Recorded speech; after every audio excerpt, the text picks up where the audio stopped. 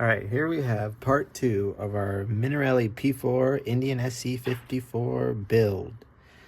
And so today we're going to be working on the clutch basket area. I already went ahead and put the oil seal in. It should just drop freely in, you know, and I just use the end of the wooden part of the hammer to just seat it. And then I put this gear on. I was just kind of skeptical if it would work on here, just because I had, when I extracted this other one, I had to cut it because it was frozen on there. It might have like shifted or something when I was trying to pull it. Something happened.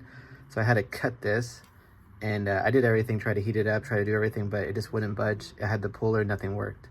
And I didn't want to damage the thread or like warp that threaded area, because then I'd have something happen that's like this. Like I kind of blew it out here. This one was frozen on here, but anyway, this is a bad crank. So it's on there. It's moving the crankshaft, as you can see. That's good. I'm hoping that it doesn't twist, because there's some imperfections on there. All right, so first things first, do the same thing. Put that guy there. Cool. Perfect. This guy.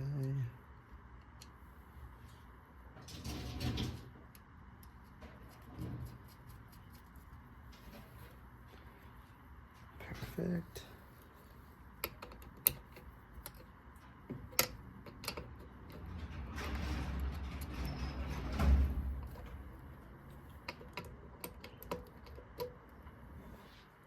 It's pretty snug enough.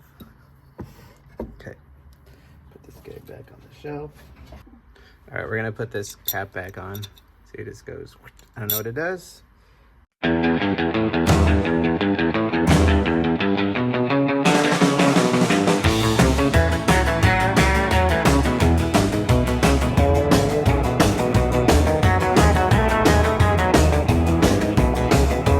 Barely pull it, so that's good. Nice and tight. Flush. Perfect. The drivetrain's flush. This thing is grooving. No play. Vice grip here. No, I need more. Go. Okay. See how we've done.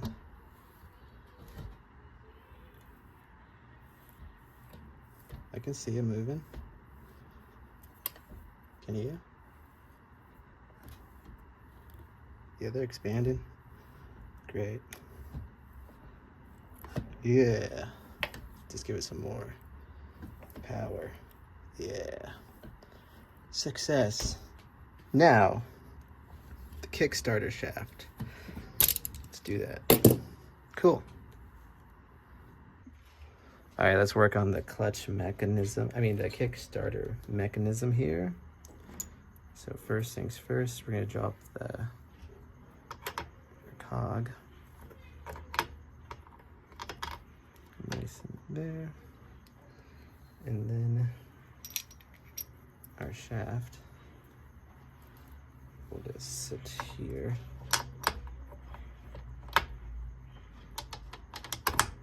Sweet.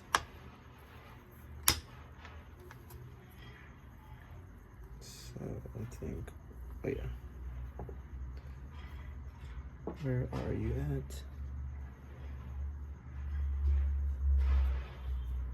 So let's put this guy here.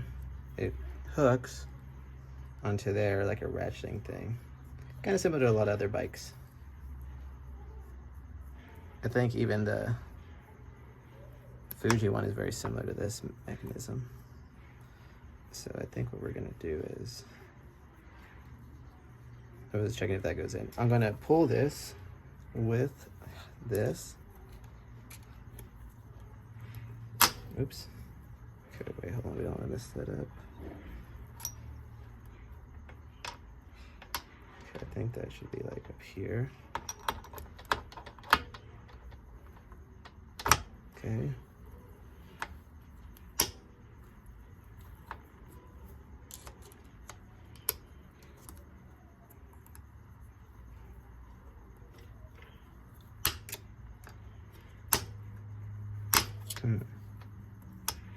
Oh, you know what? Should just go here. So when I pull this whole thing, let's see if that works.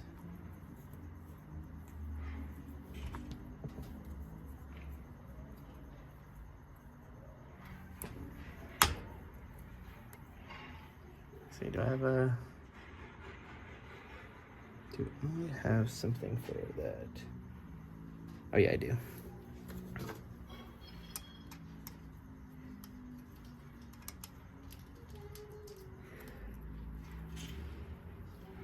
Okay, tighten that guy up.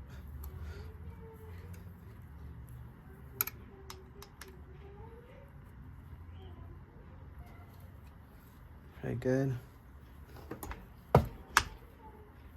Cool. And now, this guy. So, you kick this way, and then it goes back up. Okay. Well, that ain't gonna go in. Okay, test the kick. Cool. It works. Cool. Perfect.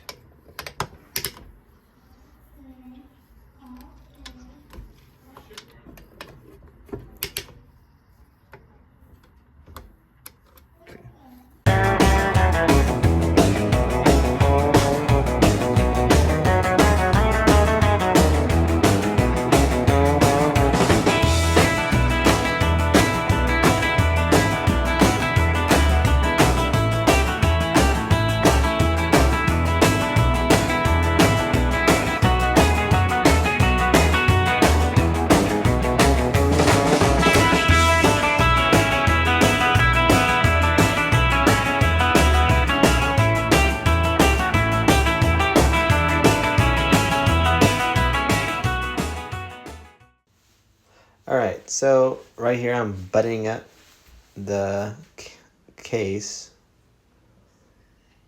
for the clutch cover, and I'm just snugging it down, buttoning it up. And next video I'm going to tackle the magneto and put on the magneto cover, and then we can check compression. And there was no compression originally in the P4S, but the P4A donor had a frozen transmission. So I didn't get to check the compression, unfortunately, because it was frozen. But I'm hoping that we're at least at 100. I will have to rectify the engine eventually and bore it out to a 39.2 at least, because it's at a 38.6 right now, a 38.2. And it's going to be necessary to bore it out to get a compression to at least 110 to 120 hopefully.